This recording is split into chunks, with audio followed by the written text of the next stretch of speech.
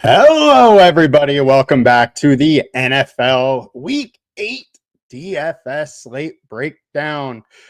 The basketball slate just started. For all of you that have a lineup in there, I wish you the best. Now, let's dig in to Week 8 in the NFL. I'm your host, Tyler Weeman, and come join us at LineStar.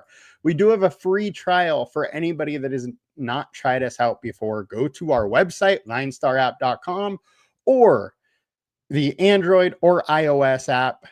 Just download LineStar app there, and you can get your free trial through that as well.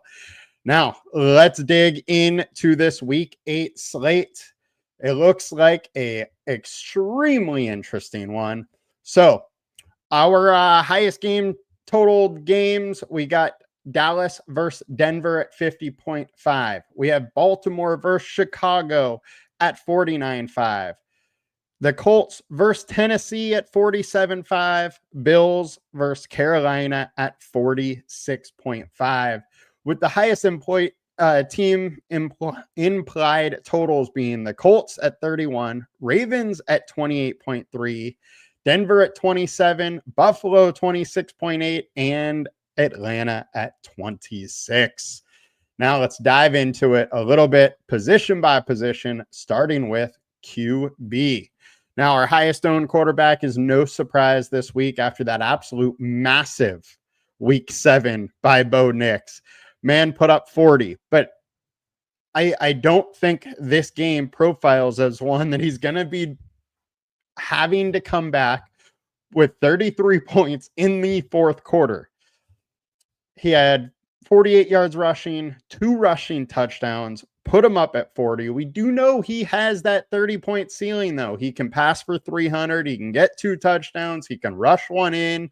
And that's definitely in the range of possibilities for this matchup. As really all season long, it's been like, okay, who does Dallas play? Play guys against Dallas. And we're now in a spot where it's Bo Nix probably feeling himself a little bit, coming off a big week. And it's hard to get away from him a little bit. I don't mind playing him. I'm going to get there. 6K is too cheap for what the ceiling he has.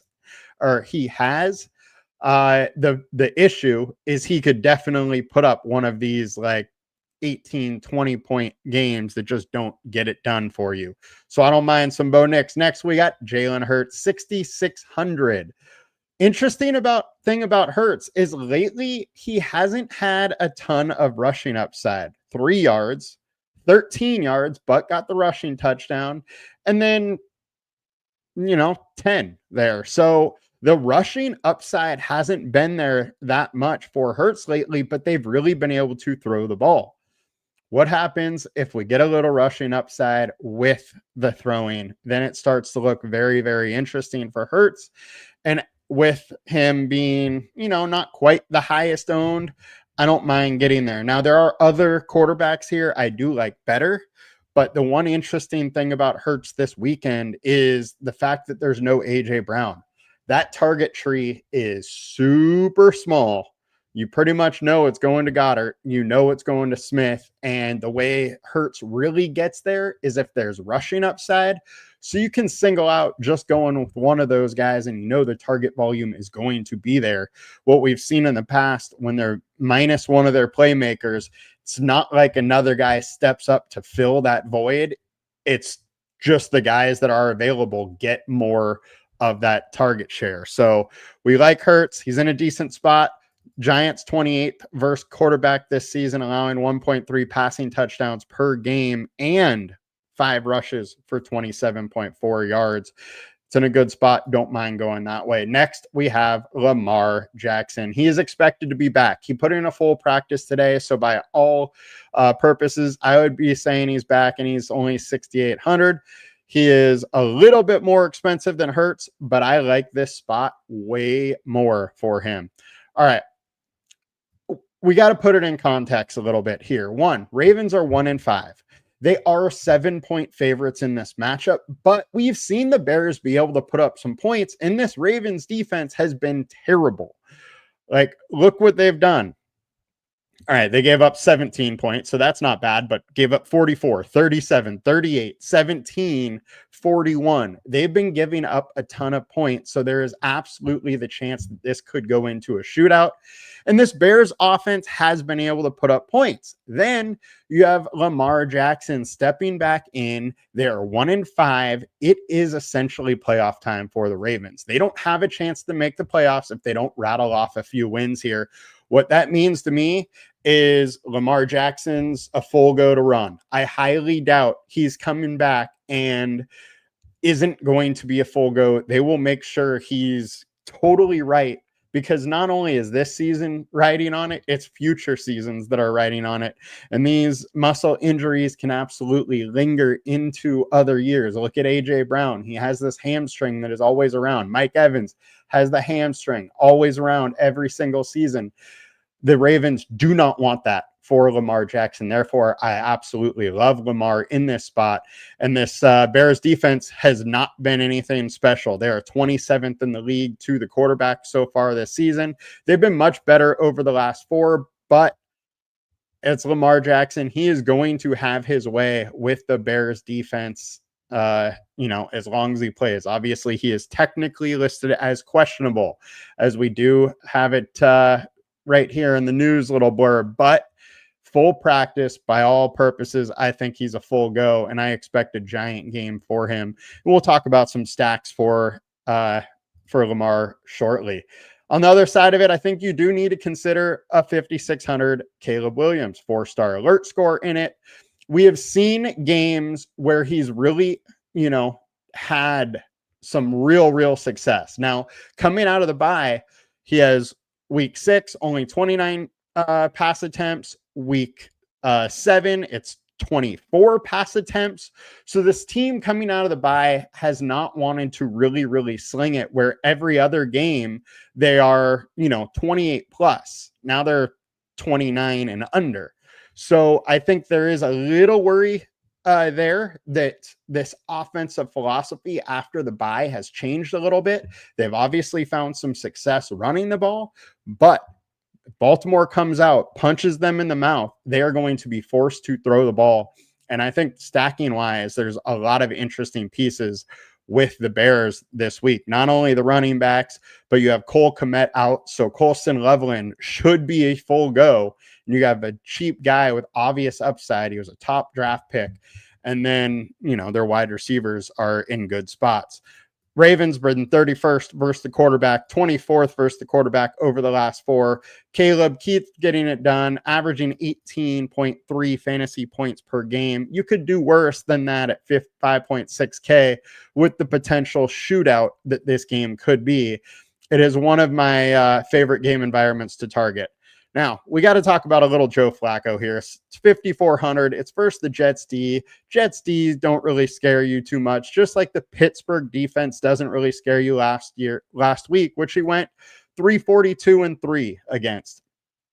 The issue here, I don't think this Jets offense can put up 31 points, even on the Bengals right now. I mean, we don't know if it's Tyrod. We don't know if it's Justin Fields. Either of them aren't really that good. You have Breece Hall that's banged up. There's no Garrett Wilson. The other aspect of which makes this Jets spot much better for Flacco, there's no Sauce Gardner. So Chase is not going to have to deal with Sauce.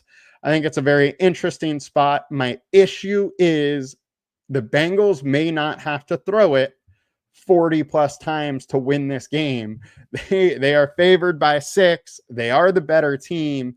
And that's the only downside. Can the Jets really put up the points so the Bengals have to throw? And what we've seen from the Bengals in the past is they're not really willing to open up the offense unless the other team's scoring. At least that's what it's been with Joe Burrow. And I don't know why it would be any different with Flacco, who isn't as good. So that is my one worry going this route, but he is cheap enough. We have seen upside. I'm fine having a little bit, but I do much prefer Caleb at $200 more. Next pivot, we got to talk some Baker and we got to talk Josh Allen.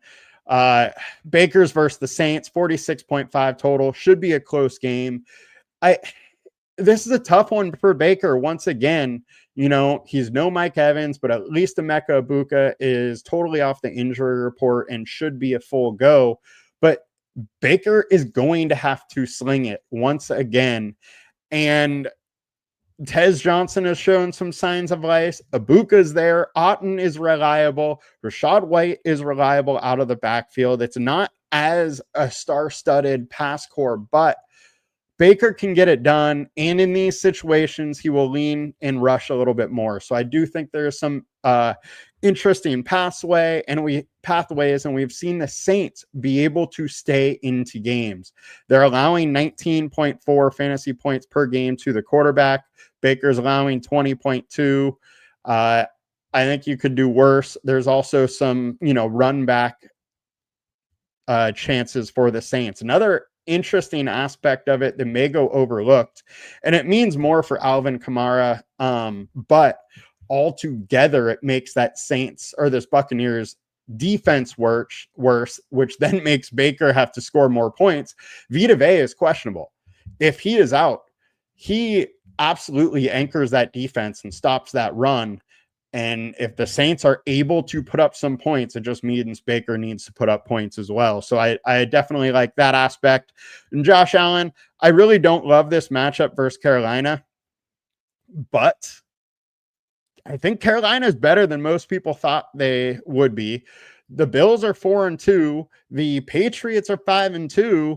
Like, the Bills need to win some games, and it could turn into one of those games where we see Super Josh. Carolina Panthers have been very good at stopping the run, and because of that, it might mean Flacco or Allen needs to run a little bit more.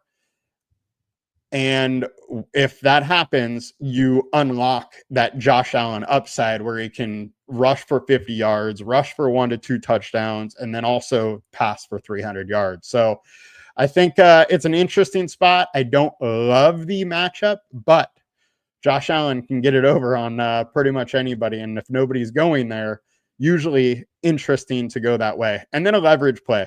Michael Penix, 4,900. Now, I don't love it, but let me point out one thing. Versus Tampa Bay, at home, he puts up 24. He's away 2 games. They're terrible. At home, versus Washington, puts up 23. Versus Buffalo, puts up 15.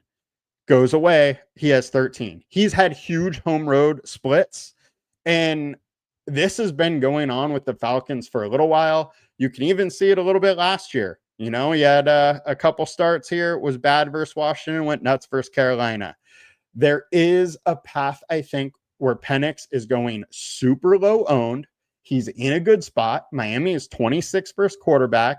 Penix is on the top of our team defense tool, but everybody thinks Atlanta is just going to run the ball down Miami's throats. That is what's been happening every single week versus Miami. Whatever RB is versus Miami has been going absolutely nuts. But what happens if Penix, throws for the touchdowns instead of guys running them in?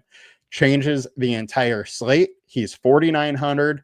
The upside is there. I think you could do worse than going with Penix. The issue here is the Miami has also had very bad home road splits. They're okay at home. They are awful on the road. They're averaging like 14 points per game on the road, and the Falcons defense has been very good. So it's not a good matchup for Miami, but at 4,900, you could do worse than going with Penix. I don't think it's that crazy to go say Penix, London, and Pitts. You don't even need to bring back or just go Penix and London. Hopefully you get like all of the passing work through London, and those two kind of can bring you to the promised land. So I think that's an interesting way to go that nobody's really talking about. Now let's get over to FanDuel. Check out our quarterback situation over here. Bo Nix, Baker, Penix at 6,800 is high owned over here. So somebody's on my thinking, or a lot of people are. And then Drake at 7,600. I don't love that spot for him versus Cleveland. Drake May has been unbelievable, but this Cleveland D has been good. There are some pass. He can do it rushing, Also, Cleveland will play a lot of man coverage. So, there's chances for broken plays or whatnot, but Drake is not one I am looking at FanDuel. We'll definitely have Lamar. Hurts, I'm fine with. Flacco at 7,300. I'm probably not going to too much on FanDuel. If I get a little of them, fine. And then also at 7,500, Caleb, absolutely considering. Then you can actually throw Dart in there too. It's not the best spot in the world, but he's rushing for 50 yards every game, so why not? All right, let's get over to the running back spot. Actually, before we do that, we'll just look at the team defense tool real quick. Cam Ward's at the very top, and it looks like there are signs of life from that offense. And with Mike McCoy now as the quarterback, I don't love him for DFS. If you want to prop bet, the line's only 206 for his passing, and I don't think that's a bad way to go whatsoever. Sorry, just got some NBA updates and wanted to make sure I didn't have to do anything. Tyrod Taylor, Jalen Hurts, obviously interesting. Bo Nix, interesting. Michael Penix is interesting. We like all of those. So let's move it on over to running back on DraftKings. The spots everybody's are going. It's Bijan, it's Jonathan Taylor. I mean, they are both in absolutely amazing spots, and the chances of both of them failing are probably extremely low this week. Now, Jonathan Taylor's getting it done every single week, but we cannot count on this 3 touchdown a game run, to continue. Now, he is amazing. He's going to keep getting the work. And I'm fine going there. I mean, having one or Bijan, one of these guys in almost all my lineups will probably happen. I might have both of them in some lineups, but I'm also going to get a little different with other guys. Jonathan Taylor and Bijan, we really don't need to talk about too much today.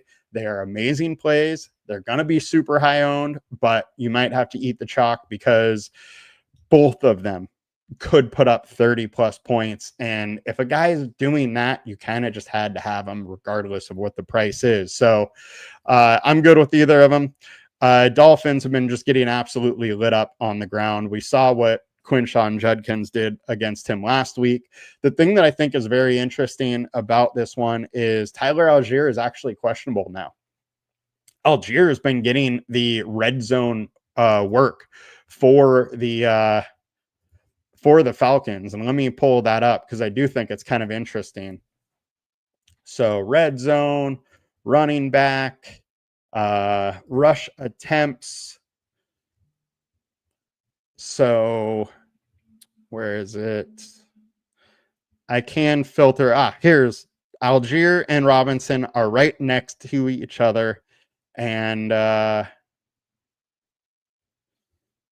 what is it? Oh, both of them have had 3 over the last 2 weeks. But if we bring it to last 4 weeks, let's go to Falcons here just so we can make that easier.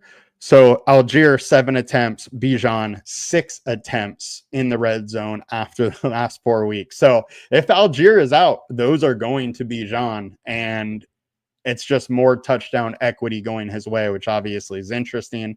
It's probably news we're going to have to wait until Sunday for, but it's an interesting way to go. Rachaad White popping up at 6,400. He can catch passes. He can do a lot of things. I don't mind going this way. My issue with him is he is just extremely consistent, but he doesn't have that breakaway ability, which you really need for that huge ceilings. So I don't mind it. If he shows up a little bit, fine, but I'm definitely not going to have a ton of him. And I think he's probably going a little over-owned at these ownerships right now. Next, we got DeAndre Swift. This Bears offense has looked so much better, or running game. 19 for 124 and a tutty. The week before, 14 for 108 and a tutty, 2 for 67 to go with it. We have real ceiling with it. And the thing that I think is very interesting and probably going overlooked a little bit is him and Monangai have actually been kind of sharing the workload. Monangai last week, 45% of the snaps, Swift 54. The week before, it was 56 and 34. Monangai, you can absolutely use as well. Swift is the one that has the more upside, more breakaway ability, though, so I would prefer going him over Monangai, but Monangai is cheap, so it's not a terrible route. Rico Dowdle, I don't love the spot. Him and Chuba are just kind of splitting the work, which makes it hard for me to want to go to either of them. But Chuba's a lot cheaper, so I'd probably shy to that side, even though I think Dowdle's the better running back at this point in both their careers. Alvin Kamara at 5,700. For me, it's all about, does Vita Vea play for the Buccaneers? If he does not, I think we do have a game with some real upside for Kamara. And Rattler has been figuring out how to check down to Kamara a little bit more. The Bucs also haven't been good at stopping that running back receiving work. So I do think there's some pass for Kamara. He's moderately priced. The receiving work gives him that upside. At 5,400, I think you can go to Chase Brown. Now, my issue here is that him and P. Ryan have been kind of sharing work a little bit. But I think if we stay out of the passing game scripts, then Brown probably is going to get 70% of the work. So he's been getting around 60. P. Ryan's been getting 45-ish, 40, something like that. So if we get a Bengals game script of them are up, they are up, and they're able to run whenever they want, I think Brown is going to be out there a lot and has a ceiling. He's 5,400. You could do worse than going that way. Derrick Henry at 6K is stealing. I mean, he should be super high owned. We got a 4.5 star alert score. Chicago run D has been awful. And it's not like Derrick Henry has been bad. 24 for 122. 15 for 33 is terrible, but the Ravens couldn't do anything at all. Versus KC, very good run defense without Lamar, 8 for 42, 2 for 16, 12 for 50. He hasn't been awful. And we had that first game where he went absolutely nuts. I think that's still there.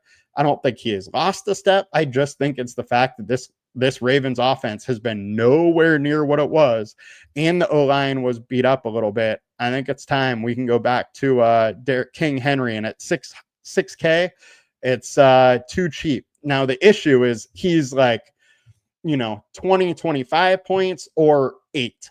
And so there's no safety there, but the ceiling is absolutely there. Saquon Barkley at 7,600. I loved this play, against the Giants a couple weeks ago. They are now at home. There's no AJ Brown. I think they need to commit to the run and to Saquon a little bit. And it's a matter of time till he breaks out. He's getting the opportunities. He looks fine. The offensive line's not opening it up as well as it did last year, but he's going to break one or two this week. By all means, it could be it. Woody Marks, 5,100. We went there last week a little bit. He was okay. He did get the bigger share of the backfield. I think that's in play once again. And San Francisco is a better matchup than Seattle. J.K. Dobbins is in an amazing spot. 5-star alert score versus Dallas. I would expect, Sean Payton has came out saying they want to start a little quicker than they have. Maybe it means they don't lean on the run in the beginning of the game quite as much. But J.K. Dobbins has been very good. He's been efficient. 14, 15 carries, getting 70 yards, touchdowns in the realm of possibility here. My issue with him is he's not involved in the passing game much. Look, 1 reception per game, 3 reception yards. And so he's a touchdown and yardage back, but he's not getting enough carries to get the 100-yard bonus. So you need 2 touchdowns, and he has 4 on the year. So while he's been getting touchdowns, it's just Can he get multiple in a game? Yes. How likely is it? Probably not very much, but it is a very good spot, and he's going too low owned not to consider some of him. CMC needs no introduction, and he's going low owned. He's 9K. There's absolutely pass. It's just versus a tough defense. That's the only reason I didn't like it already. Getting over to FanDuel. Saquon coming in at high owned. I wouldn't be all over him at 8,100 going high owned on FanDuel. I'll have some. Shad White, I think, is going a little higher owned than he should over here due to the fact that it's half point PPR, not full. JT and Bijan, I probably have to have one. And King Henry's there. Outside of that, it's a little bit of a thin position here. So getting on over to wide receiver. Josh Witt says, Jonathan Taylor MVP in your opinion? Yeah, I mean, he's been absolutely ridiculous. All right, Zay Flowers coming in at the highest owned at 5,400. That's fine. He's with Lamar, makes a ton of sense. 5,400 is too cheap for him. I have a ton of Zay Flowers and Lamar in best ball. I love Zay Flowers coming into this year. I don't mind him here. I think there's tons of paths to his success. I'm going to have some, but it does not mean that all my stacks are going to be with Lamar or going to have Flowers. I like Rashad Bateman. I like the tight ends. I think you can go other ways than just Flowers with your Lamar stacks. Mecca Buka, he's in a great spot at 7K. It's just him. Those targets are going to be here. And one of the things that I've been wondering or looking at, and it kind of finally happened versus Detroit. He had 12 targets. We have seen all these games of him being hyper efficient on 6-8 targets and, putting up these big games. What happens when he got a little more into the season and there was those chance for 10, 12 targets? Well, we finally saw a 12 target game. Didn't quite come through for him. Tampa Bay just put up a dud, but Baker's willing to just chuck it to him a bunch. And I think that raises his ceiling a ton. I think he's one of the better plays at wide receiver on this slate. Jamar, by far and away, the best play here. My issue with Jamar is the whole game script. What we've seen with Zach Taylor and this Bengals team over the years is they kind of need to be down to start throwing. And these last 3 games where he's had these big games, that's exactly what has happened. So what happens if we go back into a game script where, like versus the Browns, where they were just leading or in the game the whole time? And that's my only worry here is I don't necessarily know if we can have a game where it's another like 12, 23 type targets, something like that. I think it's probably more in the 8-10 range than the, say, 14 to 16 range. Sheed Tez at 4,300 is too cheap, a great value option. Wan'Dale Robinson at 5,200 is fine. It's just you got to deal with Quinyon Mitchell, although Mitchell probably doesn't follow him around in this spot. Michael Pittman, I don't think will have the volume, so I don't love that. So let's get into some pivots now. George Pickens. I have CD liked also, and the whole reason I have both of them liked here, it's Patrick Surtain. What are the Broncos going to do? Are the Broncos going to just try and have Lamb or just shadow Lamb? And if so, Pickens is going to go absolutely nuts. If they just keep Surtain on one side, their other corner on the other side, then Lamb and Pickens will both have their shots to go off. So I think playing one of them is very, very interesting. I mean, you can play both, but that just gets very pricey. But they're very interesting, and it's a game script we like. I love Sutton as a run back. Picking on that Dallas defense makes a ton of sense. And then Drake London. We talked about Michael Penix. If we look at Drake London this year, 15 targets at home, 4 away, 8 away, 10 at home, 16 at home, 10 away.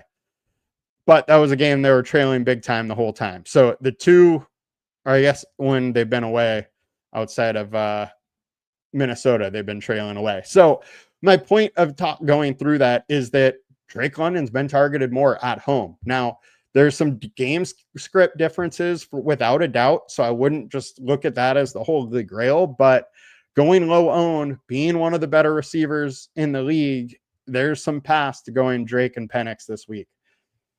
I love Sutton. Rome had his best game of the year against man defense. We got man this week. So while he's been bad after the bye, only 5 targets and 5 targets from when he was getting, like 8-9 targets a game.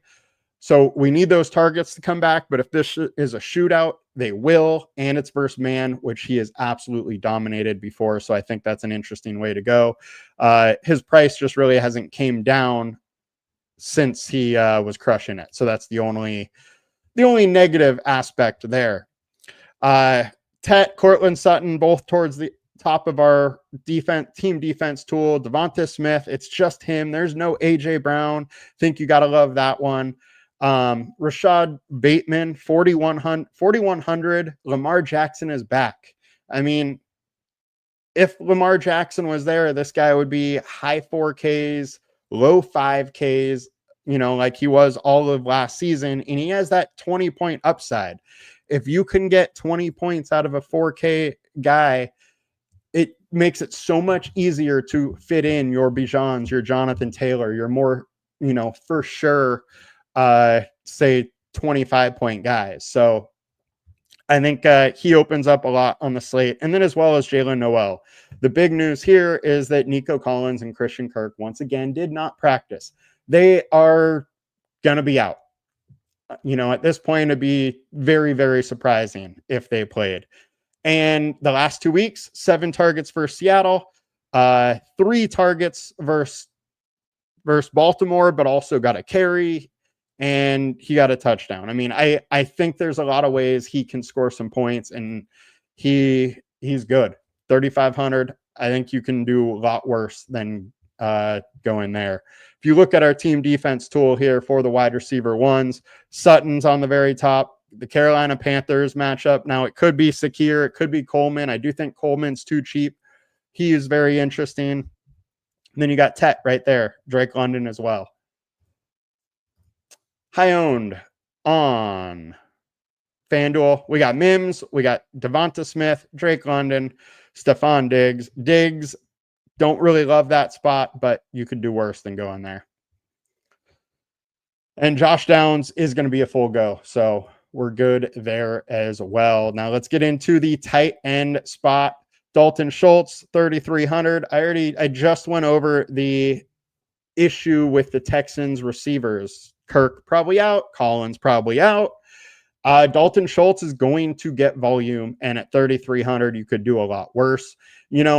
I mean, 10 targets last week it wasn't a good spot, but that's enough alone to tell me that, at 3,300, I'm fine going there. I don't think on DraftKings that it's that bad of an idea, even to throw CJ Stroud there. The reason being, you could go Noel and Schultz.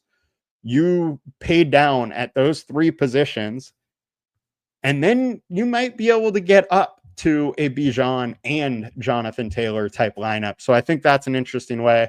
Goddard at 4,200. There's no AJ Brown. I talked about how that target tree, it just shrinks. The amount of players getting a share shrinks without one of the Eagles' top guys. So that's very interesting. And then Mark Andrews and Isaiah Likely, I liked. I think both of them are kind of the similar spot, but Isaiah Likely at 2,600 is ridiculously low owned. His snap counts have came up. Now he's also after the bye. He's probably, rounding out into shape now and pretty much ready to go.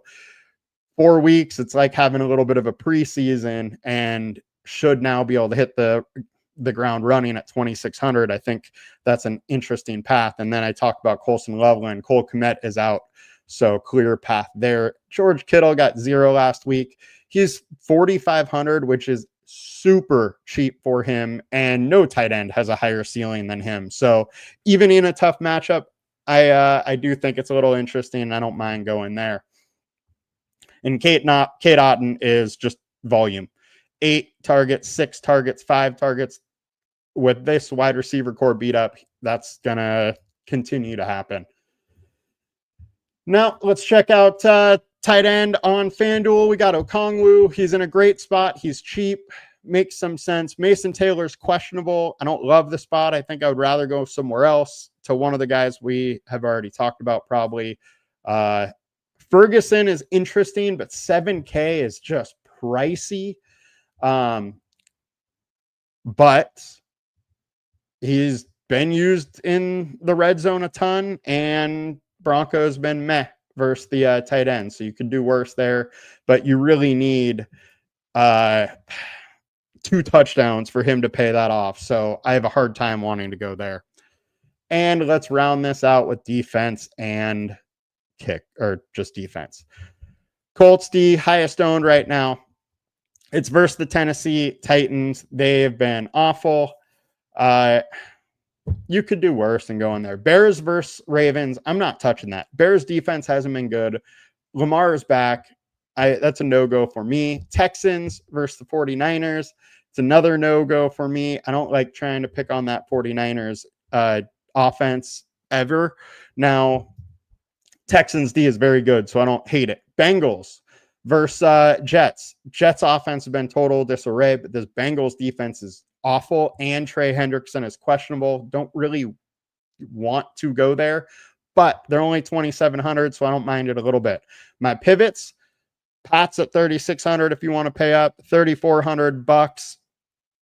Bucks versus the Saints and Spencer Rattler. Now, I want Vita Vea in on that one if I am going to play it, but they will disguise their coverages, bring some blitz, and it can be tough for young quarterbacks sometimes. Patriots D has been solid, and Browns offense isn't that good. They've been good at stopping the run. If you're forcing Gabriel to pass, could definitely be good for your defense.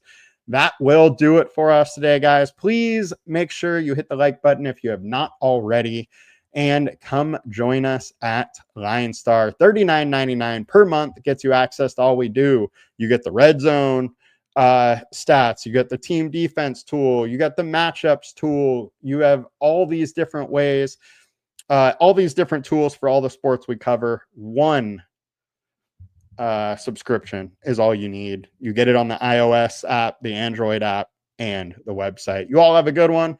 We'll see you later. Hope you guys have a great week.